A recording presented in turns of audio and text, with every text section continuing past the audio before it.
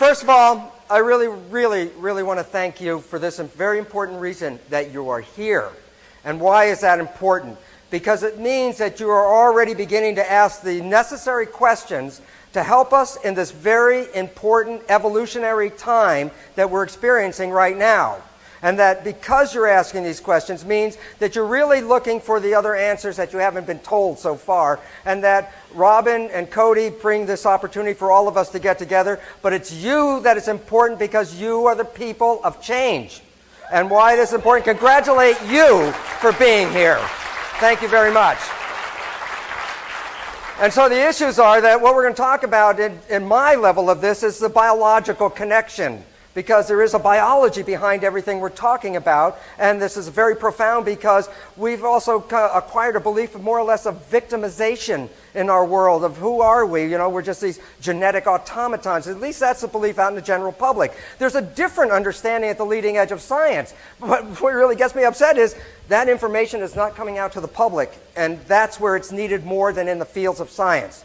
And it deals with issues that I'm going to start talking about now. But here's what I want to tell you about.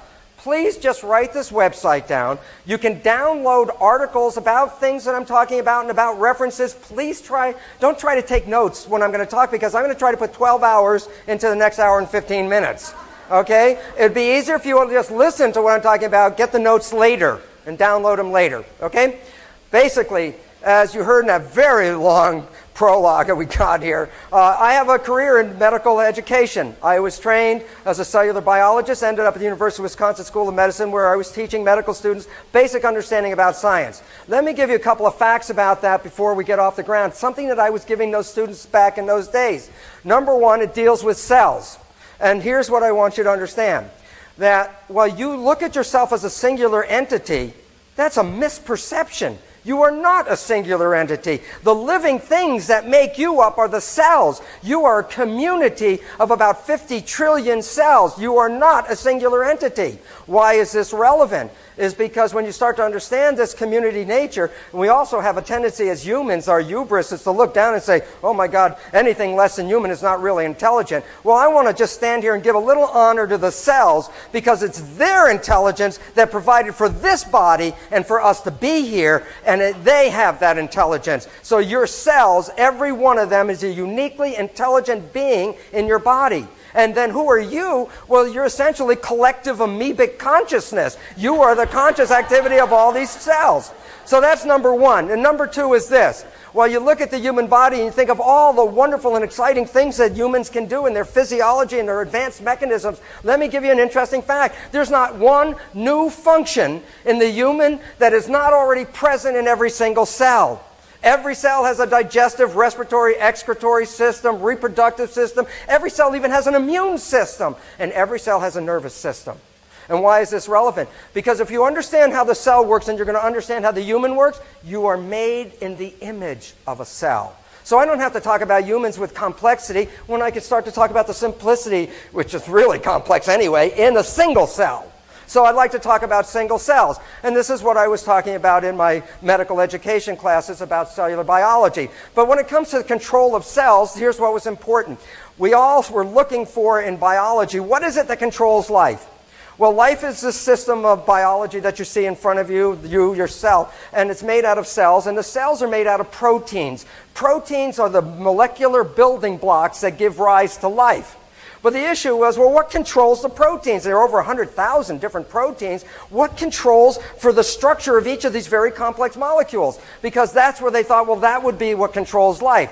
100 years after Charles Darwin came up with the idea that the control was something that was physically passed from parent to child, and the reason why he came up with the control, simple observation, that the traits of a child are related to the traits of the parent. And so there must be passing something from one generation to the next. And 100 years of trying to identify what is being passed physically that controls it, we end up with a story of DNA.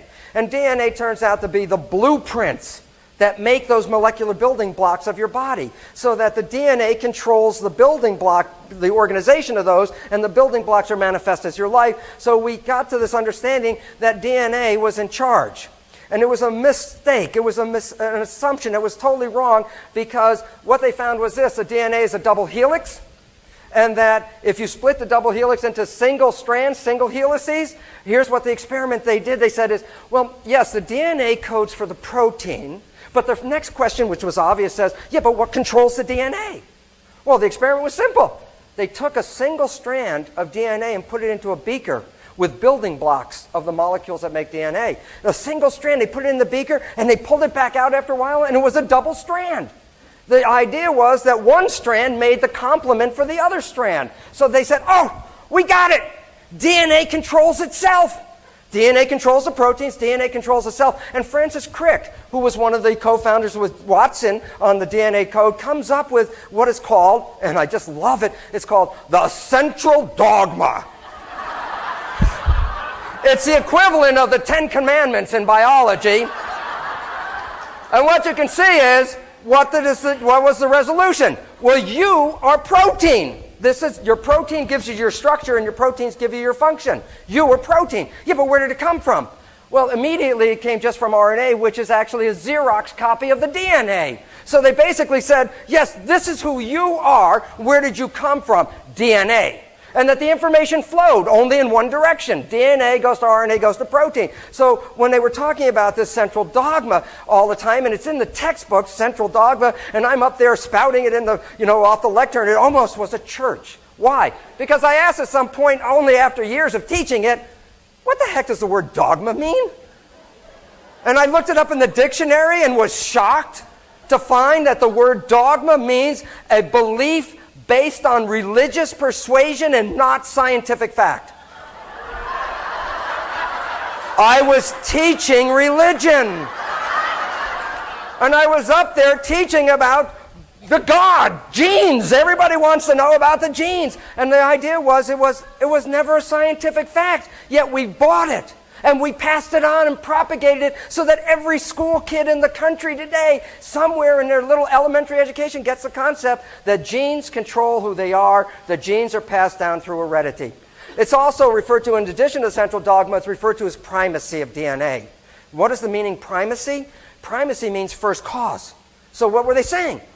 The primacy of DNA means DNA is the first cause of everything in your life. Therefore, if anything's wrong or right, things that are attributes or deficits, you go back to the DNA, and that's where you put the credit. DNA did all that. Well, that's got a bit of an issue to it, because basically it leads us to this concept. It was called genetic determinism. And what does that mean?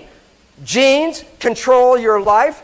At the moment of conception, a set of genes are picked out of the set from your mother and the father that come together in the zygote, and those genes are the pre-pattern for your whole life. That all of a sudden, at that moment of conception, your life is mapped out. It's determined by your genes. And why is this a problem? Well, here's what the problem is this. Do we pick the genes? As far as we know, not really. Can we change the genes? No, not really. Uh-oh, why is this a problem? The problem is this. I didn't pick them. I can't change them. They control my life. Then I am a victim of heredity. And all of a sudden it says, well, what can you do about it? It's like, you can't do a damn thing about it. This is your life. Except the medical people are real excited by it, because basically what their plan was is, first, if you have a problem, let's give you chemicals and fix you. That doesn't work very well. Okay? But then the next program was the Human Genome Project. And what was the purpose of that? Well, if I had a list of all the genes, then all I need to do is you come in with a problem, and I'll find the gene that's related to that, and I'll genetically engineer you, and everything's going to be better. This is where a cosmic joke enters into the picture. And the cosmic joke goes like this. In order to have a genetically controlled human body, you need in excess of 100,000 and estimated to be 140,000 genes.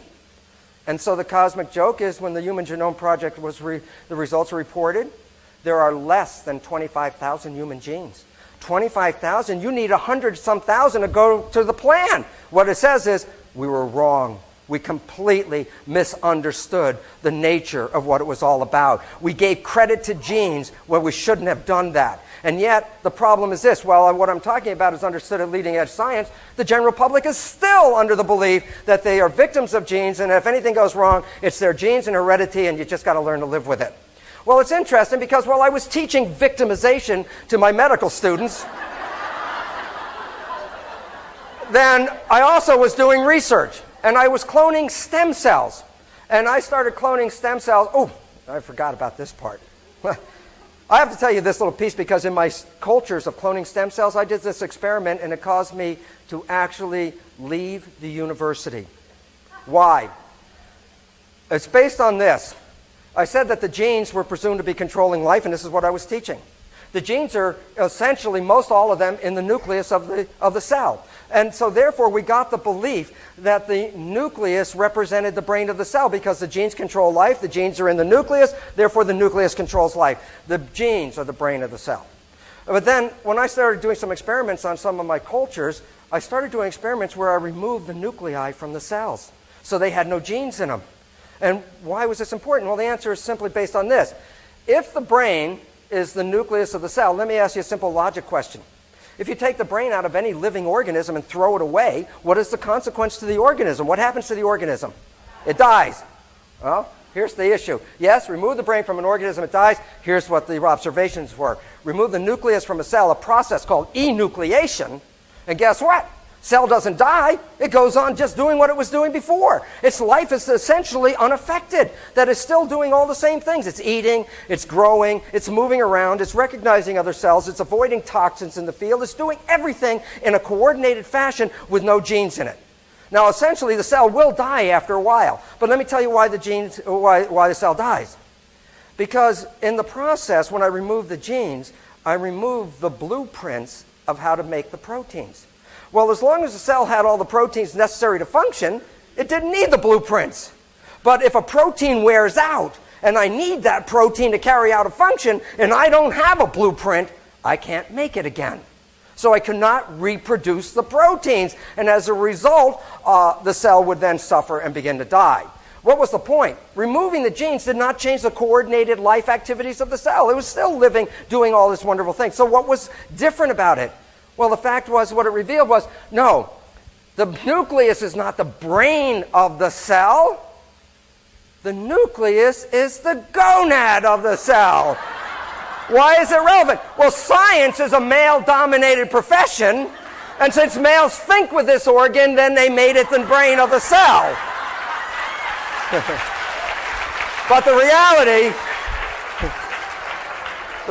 is, it's totally the gonad. It is reproduction. When I need to reproduce a part, I need to go to the nucleus. So that's what was missing when I took the nucleus out of the cell. So what kind of work was I doing? Well, I was working with these stem cells. And what I learned was this first important fact.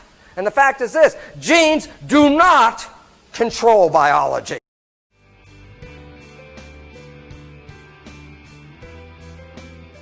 If you like Succeed with Knowledge, subscribe and give us a thumbs up. And thanks a million. Cheers.